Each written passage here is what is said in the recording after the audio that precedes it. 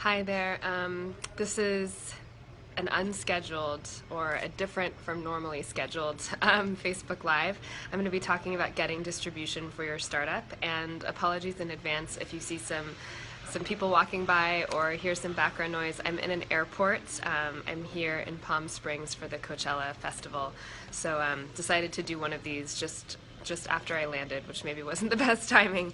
So I wanted to talk about distribution for your startup because this is a problem that a lot of entrepreneurs face, and we, with Lakshmi, were really curious from the outset how we were going to be selling our products, whether we were going to go direct to consumer or try to go through wholesale partners and retail our product. So we decided to go the retail route and focus more of our energy on that over direct to consumer. And I'm going to talk a little bit about why we made that decision.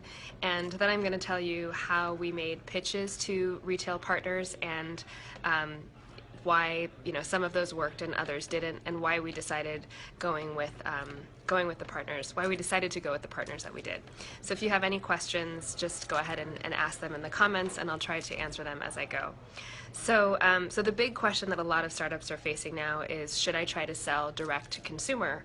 And why you would want to do that is that you typically make a lot more money. At least it seems that way. It seems that you make a lot more money because many retailers charge a huge margin. In our industry, in the skincare and beauty industry, it's very common to see retailers take 50 to 60% right off the top of your purchase price. And that's sort of a standard and non-negotiable rate. So it's understandable that many brands would, if they could, want to go directly to consumers and reach their consumers through targeted web advertising or through other means of directly engaging with their audience and selling directly to them. So in our case, in luxury skincare and in beauty, we felt that it was really important for our customer to get a chance to try the product. It's really rare that somebody or really rare that somebody buys a skincare product without first trying it. And trialing skincare through a direct-to-consumer model can be really, really difficult. There are companies like Birchbox, and there are a whole range of these new box type models where you get a box every month and you get tons of samples in that box, and that enables you to try different products and see what you like. So that's one route to go.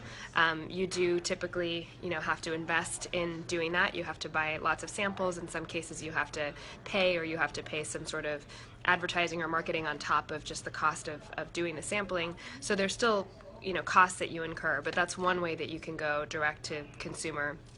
And the other method is to go ahead and offer free samples through internet advertising, to offer Facebook ads or other ads and give away free samples and ship those samples directly to consumers. But it's important to realize how much that actually costs. When we did the math at Lakshmi, we realized that we would be needing to ship deluxe samples, so nice samples in little jars, to lots of different people, and the cost of managing the logistics of that, the cost of working with a fulfillment partner to go ahead and fulfill those sample orders, just would eat into our margins significantly. And so when you do the math, it may not actually be cheaper to go direct to consumer, and that was a big learning for us. We realized that